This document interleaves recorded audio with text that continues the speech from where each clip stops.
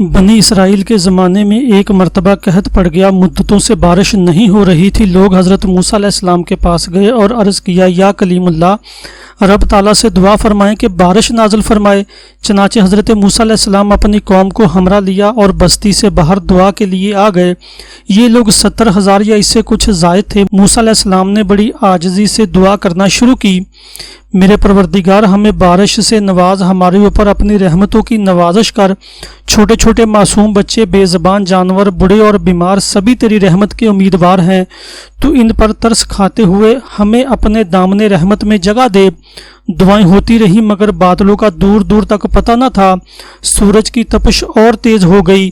حضرت موسیٰ علیہ السلام کو بڑا تعجب ہوا۔ اللہ تعالیٰ سے دعا کے قبول نہ ہونے کی وجہ پوچھی تو وہی نازل ہوئی، تمہارے درمیان ایک ایسا شخص ہے جو گزشتہ 40 سالوں سے مسلسل میری نافرمانی کر رہا ہے اور گناہوں پر مصر ہے۔ اے موسیٰ، آپ لوگوں میں اعلان کر دیں کہ وہ نکل جائے، کیونکہ اس آدمی کی وجہ سے بارش رکی ہوئی ہے اور جب تک وہ باہر نہیں نکلتا بارش نہیں ہوگی۔ حضرت موسیٰ علیہ السلام نے عرض کیا، یا باری تعالیٰ، میں کمزور سا تیرا بندہ، میری آواز بھی ضعیف ہے۔ یہ لوگ 70,000 یا اس سے بھی زیادہ ہیں، میں ان تک کیسے آواز پہنچاؤں گا؟ جواب ملا، تیرا کام آواز دینا ہے، پہنچانا ہمارا کام ہے۔ حضرت موسیٰ علیہ السلام نے اپنی قوم کو آواز دی اور کہا، اے رب کے گناہ گار اور نافرمان بندے، جو گزشتہ 40 سال سے اپنے رب کو ناراض کر رہا ہے اور اس کو دعوت مبازرات دے رہا ہے، لوگوں میں سے باہر آ جا، تیرے ہی کالے کرتوتوں کی پاداش میں ہم باران رحمت سے محروم ہیں۔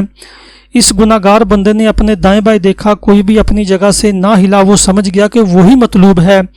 سوچا کہ اگر میں تمام لوگوں کے سامنے باہر نکلا تو بے حد شرمندگی ہوگی اور میری جگ ہنسائی ہوگی، اور اگر میں باہر نہ نکلا تو محض میری وجہ سے تمام لوگ بارش سے محروم رہیں گے۔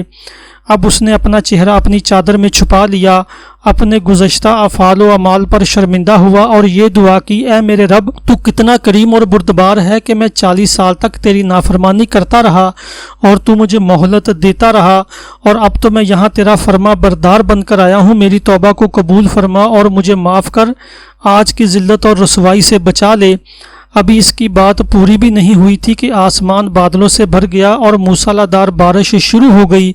اب حضرت موسیٰ علیہ السلام نے دوبارہ عرض کیا، یا الہی، آپ نے بارش کیسے برسانا شروع کر دی؟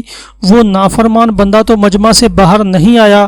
اللہ رب العزت نے فرمایا، اے موسیٰ، جس کی وجہ سے میں نے بارش روکی تھی اسی کی وجہ سے اب بارش برسا رہا ہوں، اس لیے کہ اس نے توبہ کر لی ہے۔ موسیٰ علیہ السلام نے عرض کیا، یا اللہ، اس آدمی سے مجھے بھی ملا دے تاکہ اس کو دیکھ لوں۔ فرمایا، موسیٰ، میں نے اس کو اس وقت رسوا اور خوار نہیں کیا جب وہ میری نافرمانی کرتا رہا، اور اب جب کہ وہ میرا مطیع اور فرما بردار بن چکا ہے تو اسے کیسے شرمندہ اور رسوا کر سکتا ہوں؟ وہ ایک گناہ گار اور نافرمان شخص تھا اور اس کی بدولت بارش کا نزول نہیں ہو رہا تھا، اور چند کو چھوڑ کر تمام امت ہی گناہ گار اور غفلت میں ہو تو پھر کیا حشر ہوگا؟ سورۃ جن آیت 16 میں اللہ رب العزت نے سچ فرمایا ہے، لوگ اگر راہ راست پر سیدھے رہتے تو یقیناً ہم انہیں بہت وافر پانی دیتے۔